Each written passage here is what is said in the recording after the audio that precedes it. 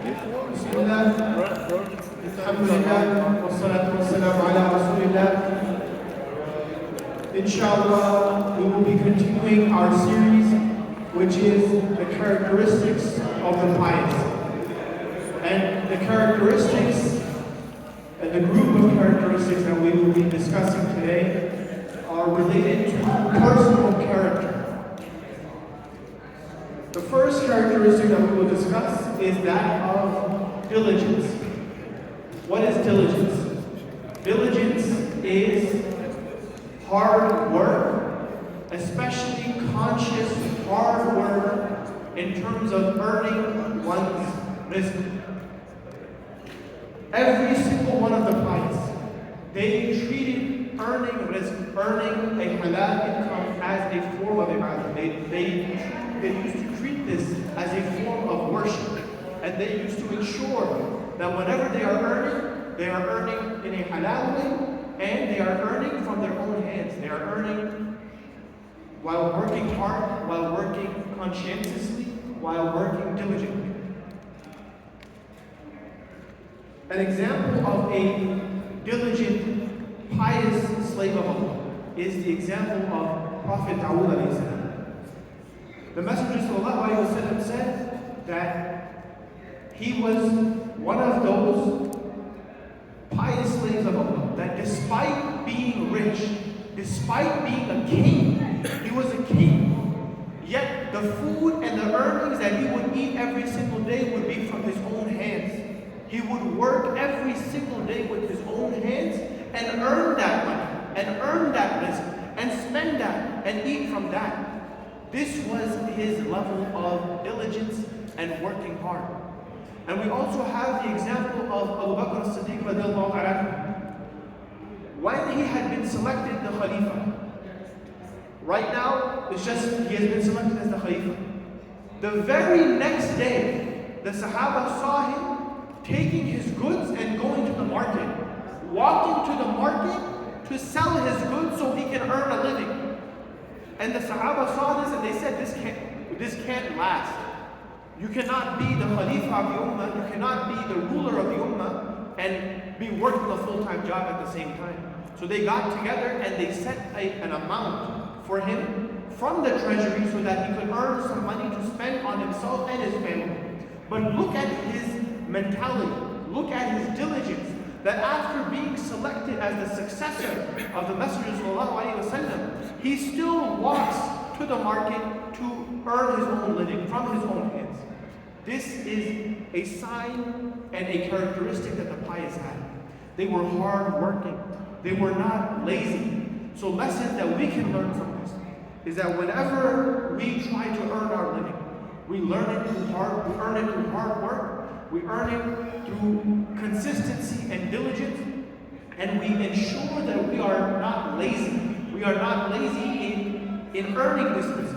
As Ibn al-Qayyim said, that the lazy person is the one who neither succeeds in this life and he does not succeed in the hereafter. The lazy person is a loser because he does not strive to succeed in any facet of life, in any facet of life. The next characteristic, which is universal amongst the pious, is that of being knowledgeable of the deen and striving towards learning the deen and teaching the deen and appreciating the deen. The Messenger ﷺ said, whoever travels a path in search of knowledge, Allah will make easy for him a path to paradise. People do not gather in the houses of Allah, reciting the book of Allah and studying it together, but that tranquility will descend upon them. Mercy will cover them. Angels will surround them, and Allah will mention them to those near to Him. This is the level that one achieves through seeking knowledge. And every single one of the pious, they took this act of worship seriously. We have the story of Ibn Abbas radiallahu anhu. When the Messenger ﷺ passed away, of course, he was the cousin of the Messenger. Yet he did not get the opportunity to learn directly from the Messenger ﷺ himself. When the Messenger passed away, he was just a young boy, maybe early teen. After his death, he spoke to a friend of his and he said let us learn from the Sahaba, let us learn from the senior companions, and let us gain knowledge and spread this knowledge in this land. And his friend said to him, what are you going to do? We already have people senior than us. We already have people to take care of this. We already have people to give da'wah and spread the deen in the newly conquered lands. We don't need to be doing this. He did not get discouraged from his friend's words. And Ibn Abbas, the cousin of the Messenger, he set out as a humble seeker of knowledge, as a humble student of knowledge, to the point that he would be sitting outside the houses of the senior Sahaba, waiting hours for them to come out, just to learn one hadith from them. And they would say to him, you are the cousin of the Messenger, all you had to do was call for us, and even if we were sleeping, we would have come out to give you knowledge. But no, he was on this path as a true, sincere seeker of knowledge. As the years went on and as his knowledge grew, Ibn Abbas reached a level of a scholar at an early age, to the point that Umar ibn al-Khattab, when he became the Khalifa, he used to have this young boy in his council. Maybe in his early 20s, he used to be in his council. And the Khalifa of the Muslims used to ask him for his opinion and his advice. And the senior Sahaba at this point, the senior Muslims, would sometimes come to Ibn Abbas to learn from him. This is how vast his knowledge got. And this is how Allah subhanahu wa ta'ala rewarded his perseverance and his pursuit of knowledge. This characteristic of valuing knowledge, having knowledge, seeking knowledge, and spreading knowledge, it is an absolute requirement to be considered from one of the pious. So the lessons for us to learn is to seek knowledge as much as we can in our personal lives. As we know, the Messenger ﷺ said that it is obligatory upon everyone to seek knowledge, at least enough so that he can get through this life. So he knows his obligation. So he knows what the major sins are. So he knows the aqidah, he knows the fiqh, he knows the basics to get him through this life. This is an obligation. So we must take this pursuit of knowledge seriously. The next characteristic is that of honesty and truthfulness. Again, another characteristic that is universal. Every single one of the pious slaves of Allah had this characteristic of honesty. We have a story of a man who, his friend had lost his camel. And he said to his friend that if you ever found my camel, please take care of it until I come back. Please take care of it. And this was a man who used to travel a lot. He used to travel a lot for his business. He lost his camel and he told his friend, if you ever find my camel, just hold it for me and I will come back. As time goes on, he goes on another expedition, and his friend that he had told had found the camel. He finds it. He takes the camel to his house, and from his own wealth, he feeds this camel. And he takes care of this camel. And he treats it as an amana. And as time goes on, his friend is not coming back. A lot of time is going on. And eventually the camel gets sick. And it gets so sick that his family members advise him that this camel is about to die. You might as well slaughter it. At least we can eat the meat and we can make something out of it. He said, I will not slaughter this. This is an amana given to me. And I will continue to feed this camel. He continued to feed the camel in that sickly state until the camel died of a natural death. They could not even eat the meat from this camel. This was their level of honesty of the pious. That even when you see a clear benefit, even if his friend had come back and he told him that your camel was sick, so I just slaughtered it, he would not have been upset. But he took this amana so seriously.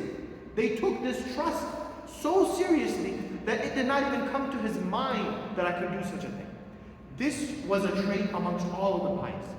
Those who were trustworthy, those who were honest, those who were truthful. So the lessons that we can learn from this story is to be honest and truthful in our day-to-day lives. Whether it is with our families, it's with our co-workers, it's with our customers, whoever we are dealing with. Always be honest, always be truthful. Uphold our promises and be someone who is trustworthy. Because every single one of the pious, they were trustworthy. Whenever something was entrusted to them, they never broke that trust.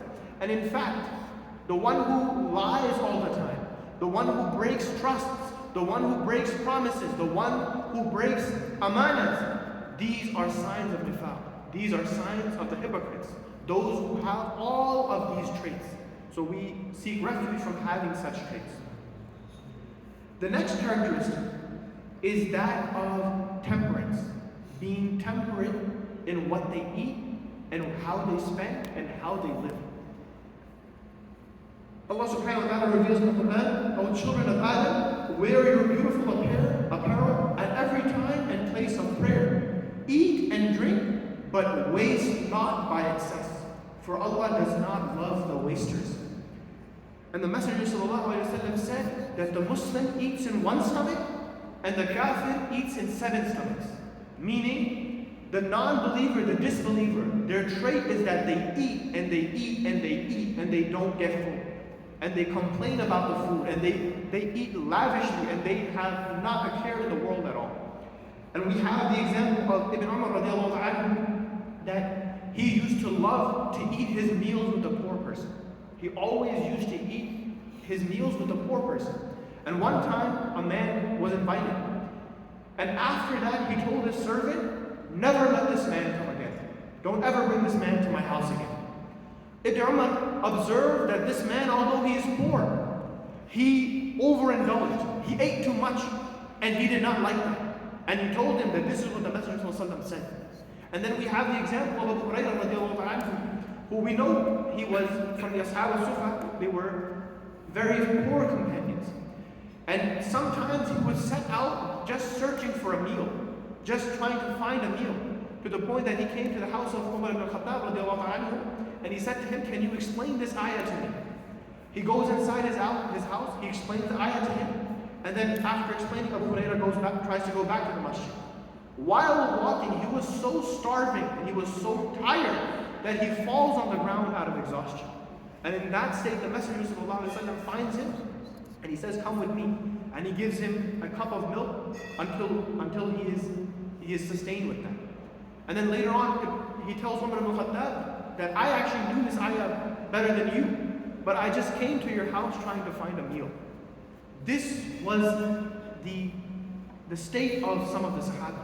They were so temperate in their lifestyle, they were so poor in their lifestyle, and overindulging on food and lavishness. This was not even a thought that came to their minds.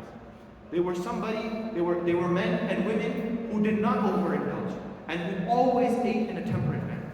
So the lessons that we can learn from this, in this age of abundance, when we have food and food and food and food, be thankful for that food and still do not overindulge and try to control ourselves and try to not fill our stomachs up every single time we eat. And also share our food with the less fortunate. Know that we are always filling our bellies. Are my brothers and sisters around the world, are my brothers and sisters in my neighborhood even, are they filling themselves? Are they eating enough? So being mindful of that and sharing our food, these are some of the lessons that we can take. The next few characteristics, they are related, but we will mention them individually. The first one is shyness, haya.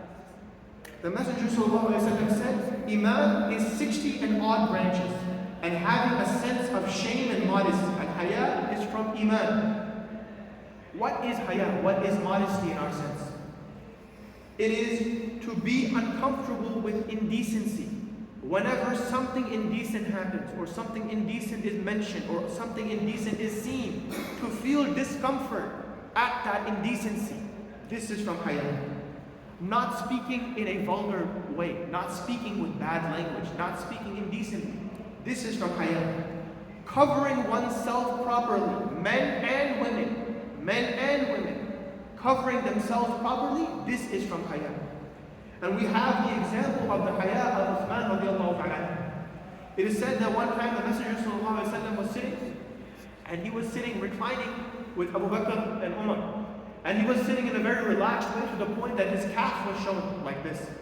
And he was told that Uthman radiallahu anhu wants to come in and discuss something with him.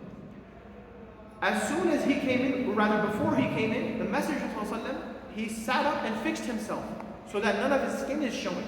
Not even what is allowed. He just covers himself completely. And afterwards, when Uthman radiallahu anhu leaves, Aisha radiallahu anha asked him, Ya Rasulullah, why did you not sit upright when my father and Umar were sitting? Yet when Uthman came, you fixed yourself. And he said, shall I not feel shy from the one from whom even angels feel shy? His haya was at a level that even angels felt shy from him. His haya was at a level that even when he used to change his clothes in his own house, he used to find some corner to change his clothes. This was the level of haya of Uthman radiallahu anhu. So the lessons that we can learn from this is not to look at things that we are not supposed to. Haya is not just in front of the people, but it is when we are alone as well. When we are alone, that is when the true haya shows. That really shows if someone has haya or not. When we see something and we quickly go away from that, and we feel unease from seeing that thing. To ensure that we dress properly. Again, this is from haya. And to ensure that our speech is free from any type of indecency. The next characteristic is that of ghira. It was narrated that Al-Mughira said, Sa'd ibn Ubadah said, if I saw a man with my wife, I would strike him with my sword and not with the flat side of it. News of that reached the Messenger ﷺ, and he said, are you surprised at the ghira of Sa'd? By Allah, I have more ghira than him, and Allah has more ghira than me. It is because of his ghira that Allah forbade immoral deeds, both open and secret. So what is this ghira? It is to have a protective jealousy, especially over our women, especially over the women in our families. We are not pleased with our women to be seen by strange men. We are not pleased with our women to be free mixing with other men. We are making sure that they are covered properly. This is from the ghira of a Muslim. This is from the honor of a Muslim. This is something that we are proud of. One time the Messenger ﷺ saw in a dream a great palace in Jannah. And as he was walking, he saw this palace and he said, whose palace is this? And he was told, this is the palace of Umar ibn al-Khattab radiallahu anhu. And in the courtyard of the palace, he saw a young woman. Before seeing that woman in his dream, before seeing that woman, the messenger wanted to go inside to see the palace. But when he saw that woman, he said, I know of the ghira of Umar, and the ghira of Umar prevented me from walking into that palace. SubhanAllah. Imagine this. This is a dream. He's talking about a dream. Yet even in the dream, this is the modesty of the messenger, and that is the ghira of Umar. And Umar radiallahu anhu replies, Ya Rasulullah, how could I feel that way towards you? But to show us the level of ghira and haya that they had, this is the level that they reached. So the lessons that we can learn from this is, of course, first and foremost, to have honor and respect for our women. First and foremost, it starts from us. We must treat them right. We must treat them with kindness. We must treat them with respect. We must show them that they are honored. They are honored within their household. And they are honored within society. Then we ensure that they are dressed properly. We ensure that they are not in dangerous situations. They are not out at night alone. They are not traveling long distances alone. We are ensuring that we are the protectors and maintainers of these women. The trust that has been given us by Allah subhanahu wa ta'ala. And we ensure that their honor is protected no matter what. This characteristic, again, of ghira and haya, it is universal amongst the pious slaves of Allah. And the final characteristic that we will discuss, again, it is related to these, is that of chastity. Allah subhanahu wa ta'ala revealed in the Quran, tell the believing men to lower their gaze and to guard their private parts. That is pure for them. Indeed, Allah is fully aware of what they do. So this is to protect oneself from every type of zina. Not just the highest type, but even looking and indulging with the eyes. We are prevented from that. And it is from chastity to not even look at women more than one needs to, and not even speak to a woman unless it is necessary. This is the chastity of a man. And we see this example from the examples of Yusuf alayhi salam, that even when a high status, beautiful woman tried to throw herself at him and tried to seduce him, he remembered his Lord, and he proved that he was a man of chastity, and he knew that he was a man that would never fall into this type of sin. So the lesson that we have to learn is to ensure that first and foremost we lower our gaze, because the next level, the more serious sin, cannot even happen if one lowers his gaze from the beginning. That will prevent it. Again, one must ensure that he does not even speak to the opposite gender without necessity. If there's something important to talk about, then of course you can talk about it. But if it has no meaning, if one says that, oh, I just want to talk to her because I like her, this has to be removed from our lives. We have to ensure that we are men who guard ourselves, and women, they are women who guard themselves. And this summarizes these series of characteristics. These characteristics that are related to a personal character, on a personal level. Again, they are diligence, hard work. They are knowledgeable of the deen, seeking knowledge in terms of the deen. They are honesty. It is temperance, haya, ghira, and chastity. These are just some of the characteristics that are related to personal character. And again, if we can apply these characteristics in our lives, then inshallah we will find success in this life and the hereafter. All praise and glory is due to Allah. May His peace and blessings be upon the Prophet sallallahu alaihi wasallam. We ask Allah subhanahu wa ta'ala to forgive us and guide us and to help us in implementing these characteristics. Subhanahu wa ta'ala.